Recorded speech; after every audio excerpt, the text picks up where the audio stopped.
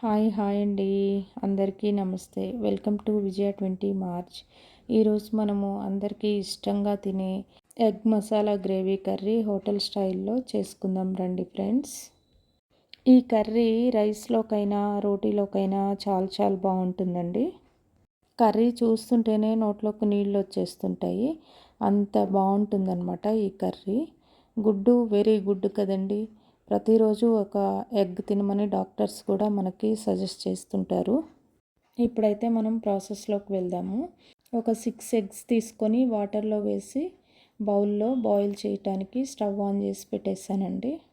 ఈ కర్రీకి మనకు మెయిన్గా కావాల్సింది గ్రేవీనే కాబట్టి ఒక 4 టమాటోసు 4 ఆనియన్స్ తీసుకొని శుభ్రంగా కడిగి క్లీన్ చేసి చాప్ చేసి పక్కన పెట్టేశానండి.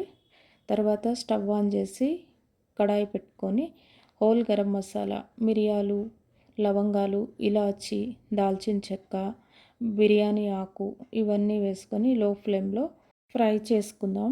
అయితే నా దగ్గర షాజీరా లేదు, అందుకని చెప్పేసి దాని బదులు నేను జీలకర్ర వేస్తున్నానండి. అయితే ఈ లవంగాలు, ఇలాచి, దాల్చిన చెక్క, జీలకర్ర, బిర్యానీ ఆకు, మిరియాలు వీటన్నిటిలో ఒక్కొక్క దానిలో చాలా మెడిసినల్ వాల్యూస్ ఉన్నాయండి. ఇప్పుడు మన మసాలా దినుసులన్నీ ఫ్రై అయిపోయాయండి. ఆనియన్స్, టమాటోస్ చిన్న ముక్కలుగా కట్ చేసి పెట్టుకున్నాం కదా, ఇవన్నీ ఈ కడాయిలో వేసుకుందామండి. మనకి ప్రకృతి ప్రసాదించిన వరాల్లో టమాటో అనేది ఒకటి అత్యద్భుతమైనదిగా మనం చెప్పుకోవచ్చు. ఇది గుండెకి ఎంతో మేలు చేస్తుందన్నమాట. టమాటోలో సి విటమిన్ కూడా ఉంటుంది. కనుక టమాటోని ప్రతిరోజు మన డైట్లో ఏదో ఒక రూపంలో తీసుకోవటం అనేది చెప్పుకోదగ్గ విషయం అండి. ఇప్పుడు మన onions, tomatoes, whole garam masala ఇవన్నిటిని కూడా బాగా కలిపేసేసుకొని ఒక 1/2 టేబుల్ స్పూన్ వరకు పసుపు వేసుకుందామండి. పసుపు వేసుకున్నాక కూడా మరొక్కసారి బాగా కలిపి పసుపు అంతా ముక్కలకు పట్టేలాగా కలిపి 1/2 టేబుల్ స్పూన్ వరకు సాల్ట్ కూడా వేసుకుందాము. ఓన్లీ ఈ ముక్కల వరకు సరిపోయేటంత సాల్టే వేసుకుందాము. టోటల్ కర్రీకి కావాల్సిన సాల్ట్ తర్వాత వేసుకుందాం మనము. ఫ్లేమ్ అనేది సిమ్లో పెట్టేసుకొని మధ్యలో కలుపుతూ మూత పెడుతూ ఉండాలన్నమాట. ఇప్పుడు మన టమాటో ఆనియన్ పీసెస్ అన్నీ ఫ్రై అయిపోయాయండి ఆల్మోస్ట్.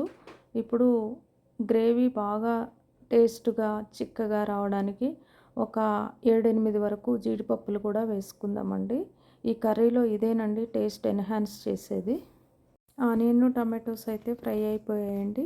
ఇప్పుడు వీటిని చల్లారే వరకు పక్కన పెట్టేసుకోవాలి. అంతలోనే వేరొక కడాయి తీసుకొని దానిలో ఒక 2 టేబుల్ స్పూన్స్ వరకు ఆయిల్ వేసుకొని అదే ఆయిల్లో కొంచెం సాల్టు, కొంచెం కారం వేసుకొని మనము ఉడికించి పెట్టుకున్న ఎగ్స్ ఉన్నాయి కదా, వాటి పైన ఉన్న పై లేయర్ని తీసేసి ఇప్పుడు ఈ కారం, ఉప్పు వేసిన ఆయిల్లో ఫ్రై చేసుకుంటే కనుక ఎగ్స్ కూడా బాగుంటాయి, చూడటానికి కలర్ఫుల్గా ఉంటాయి. ప్లస్ తినటానికి కూడా బాగుంటుందన్నమాట, చప్పగా లేకుండా. అదేంటి ఉడికేటప్పుడు 6 వేసింది, ఇప్పుడేంటి 4 వేస్తుంది అనుకుంటున్నారా? వాటిలో ఒక 2 మా మ్యాక్స్ గడికి తీసి పక్కన పెట్టేశానమాట. ఇప్పుడు మన ఎగ్స్ కూడా బాయిల్ అయిపోయాయి. వాటిని పక్కన పెట్టుకొని ఇందాక ఫ్రై చేసి పెట్టుకున్న onion, tomato pieces mixie jar తీసుకొని మిక్సీలో వేసేసుకుందాము. వాటితో పాటు నేను అల్లం వెల్లుల్లి కూడా వేసేస్తున్నాను, ఫ్రెష్గా ఉంటుంది ఎప్పటికప్పుడు అని చెప్పేసి.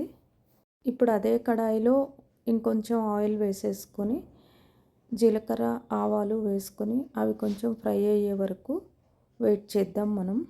ఆవాలు చిట్టుపట్లాడాయి. ఇప్పుడు మనం మిక్సీ జార్లో ఉన్న పేస్ట్ని తీసి ఈ కడాయిలో వేసేసుకుందాము. ఇప్పుడు టోటల్ కర్రీకి తగినంత సాల్టు ఈ పాయింట్లో వేసేసుకుందామండి. ధనియాల పొడి కూడా వేసుకుందామండి. అలాగే కారం కూడా వేసుకుందాము. గ్రేవీ కొంచెం తిక్కుగా అనిపిస్తుంది కదా, గ్రేవీకి కావలసినన్ని వాటర్ కూడా యాడ్ చేసుకుందామండి. ఇదే పాయింట్లో మనము సాల్టు, చిల్లీ పౌడర్, ధనియా పౌడర్ని బాగా గ్రేవీకి పట్టేసేలాగా బాగా మిక్స్ చేసి పెట్టేసుకుందాము. అయితే అండి, మనము రెగ్యులర్గా డైలీ ఒక ఎగ్ కనుక తినగలిగితే కనుక ప్రోటీను పుష్కలంగా దొరుకుతుందండి. బాడీకి కావలసినటువంటి ఇన్స్టంట్ ఎనర్జీ దొరుకుతుంది. అలాగే ఈ ఎగ్ అనేది జుట్టుకి, చర్మానికి కూడా చాలా మంచిదండి. జుట్టు కూడా చాలా బాగా పెరుగుతుంది. ప్లస్ స్కిన్ని కూడా చాలా కాంతివంతంగా ఉంటుందండి. అసలు మీకు ఇంకో విషయం తెలుసా?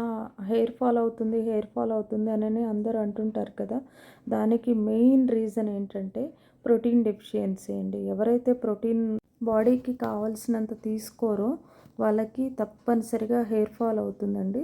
అలా ఎవరికన్నా హెయిర్ ఫాల్ అవుతుంటే గనక ఖచ్చితంగా ప్రోటీన్ డెఫిషియన్సీ ఉందేమో. ఒకవేళ ఉంటే గనక ప్రోటీన్‌ని మీ రెగ్యులర్ డైట్‌లో ఒక పార్ట్ లాగా చేసుకోండి. తప్పనిసరిగా సమస్య పరిష్కారం అవుతుంది.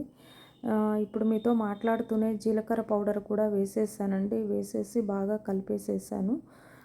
ఈ గ్రేవీ అంతా ఫ్రై అయిపోయింది. ఇప్పుడు ఇదే పాయింట్‌లో ఎగ్స్ కూడా వేసేసానండి. ఎగ్స్ వేసిన తర్వాత ఒక్కసారి మొత్తం గ్రేవీ అంతా ఎగ్స్‌కి పట్టేలాగా బాగా మిక్స్ చేసుకుంటూ ఉండాలి.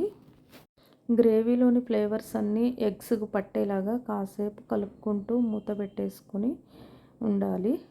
ఈ పాయింట్‌లోనే నేను కరివేపాకు వేశాను. ఎందుకో అండి నాకు మొదటి నుండి అలవాటు. నేను తాలింపులో కరివేపాకు వేస్తే గనక అదేటో ఫ్రై అయిపోయి అంత టేస్ట్ అనిపియదు నాకు. అందుకని చెప్పేసి కర్రీ లాస్ట్‌లోకొచ్చినప్పుడే వేస్తే నాకు దాని ఫ్లేవర్ కరివేపాకు ఫ్లేవర్ బాగా తెలుస్తుంది. అందుకని లాస్ట్‌లో వేస్తాను. మీరైతే మీ ఇష్టం వచ్చినప్పుడు వేయండి. తర్వాత నేను కొత్తిమీర కూడా వేసేసాను. చూసారా కర్రీ ఎంత కలర్ఫుల్‌గా కుతకుతలాడుతూ ఉడికిపోతుంది. సూపర్‌గా స్మెల్ వస్తుందండి. చాలా చాలా టేస్టీగా అనిపిస్తుంది. టేస్ట్ చేశాను నేను. చాలా చాలా బాగుంది. మీరు కూడా ఇలానే చేస్తారా? కామెంట్ చేయండి. అలానే వీడియో ఎక్కడ స్కిప్ చేయకుండా చూడండి ఫ్రెండ్స్. చిన్న చిన్న టిప్స్ కూడా మీరు మిస్ అవ్వద్దు. ఇప్పటివరకు మన ఛానల్ని మీరు ఎవరైనా సబ్స్క్రైబ్ చేయనట్లయితే ఇప్పుడు సబ్స్క్రైబ్ చేయండి. అలాగే హై పాయింట్స్ కూడా ఇవ్వండి ఫ్రెండ్స్. మీ తరపు నుండి నాకు చిన్న ఎంకరేజ్మెంట్ కూడా ఉంటుంది. Thank you.